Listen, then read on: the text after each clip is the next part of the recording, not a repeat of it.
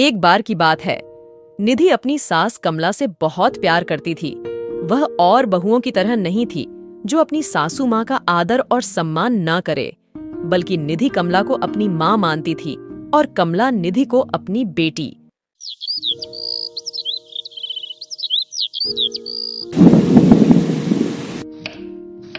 क्या कर रही हो बहू? कुछ नहीं माँ जी, शाम के खाने की तैयारी कर रही हूँ। सब्जी के लिए मटर छील रही हूँ। अगर आलू मटर की सब्जी बना रही हो तो मौसम बहुत अच्छा हो रहा है। आसमान में बादल छाए हुए हैं, जैसे कि बारिश होने वाली हो। तुम एक काम करना, आलू मटर की सब्जी के साथ कुछ पूरियाँ भी तल देना। ये सब तो ठीक है माँ जी, मैं पूरी भी बना दूंगी, पर आपकी तबीयत इतनी खराब रहती है और आपको पूरी खानी है। अरे बहू, एक दिन पूरी खा लूंगी तो कुछ नहीं होगा। वैसे भी आज का मौसम बहुत अच्छा हो रहा है। ठीक है माँ जी, जैसी आपकी मर्जी। अगर आपको इतना ही मन हो रहा है तो मैं आपके लिए आलू की सब्जी के साथ पूरी बना दूंगी।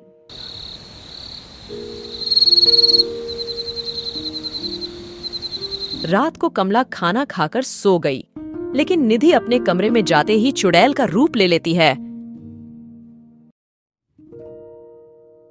हर्ष, निधि का पति, वो बाहर से ही ये सब कुछ देख रहा था।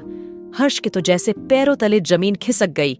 उसको अंदर जाने की तो हिम्मत ही नहीं हुई और वो वापस ऑफिस चला गया। अगले दिन बहुत तेज बारिश होने के कारण मौसम बहुत ही अच्छा होता है।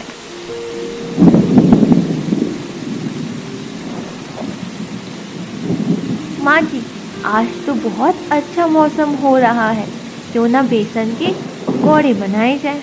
हाँ हाँ बहू, जैसी तुम्हारी मर्जी।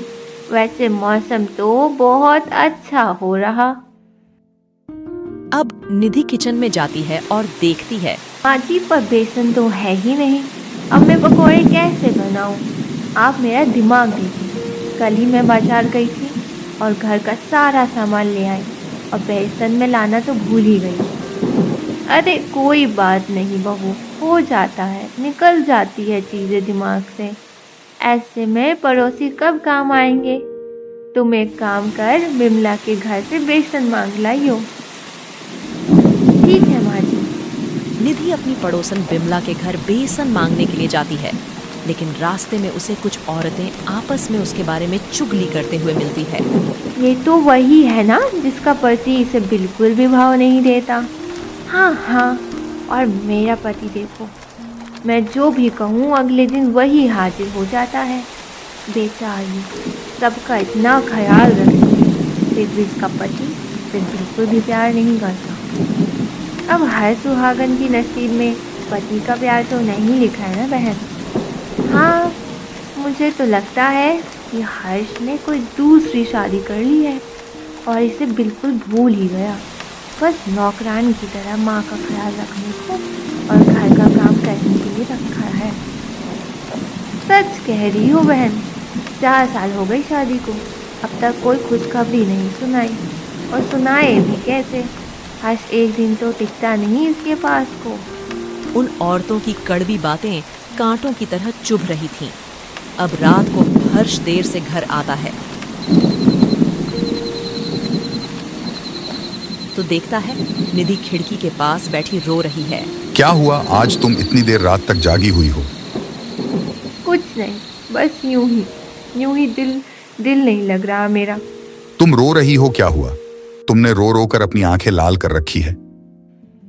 मेरे रोने से आपको क्या फर्क पड़ता है? मैं कभी इस घर की 4 दीवारों से बाहर निकली हूँ क्या? आज निकली, उसमें भी पता है लोगों ने क्या कुछ नहीं कहा, वो भी मेरे मुंह पर। हाँ, तो ये तो रोज का है, इसमें तुम इतना क्यों भड़क रही हो? आपसे यही उम्मीद थी।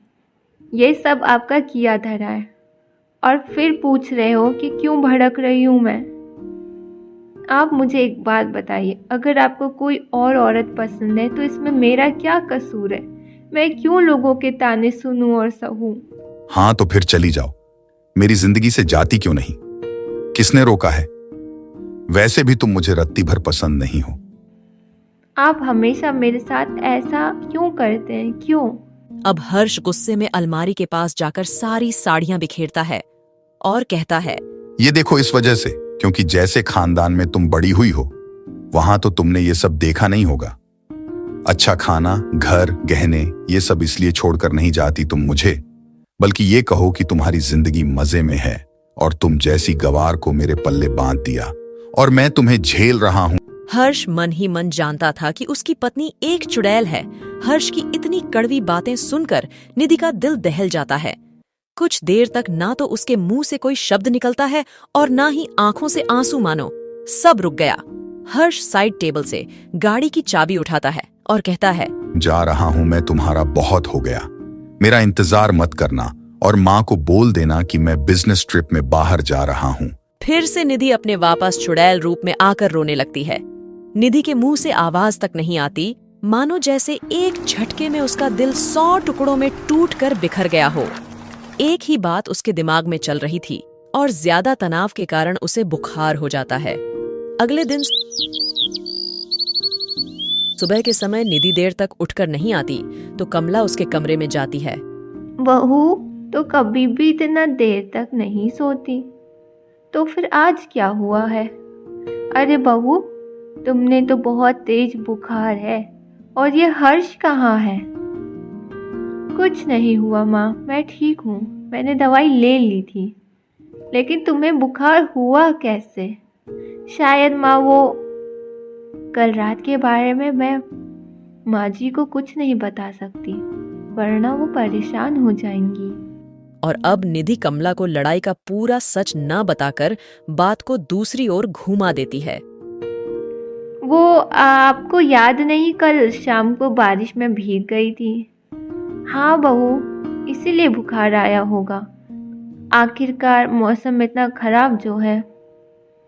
ठीक है, तो एक काम करती हूँ, मैं हर्ष को फोन लगाती हूँ, तुम्हें डॉक्टर के पास लेके जाएगा।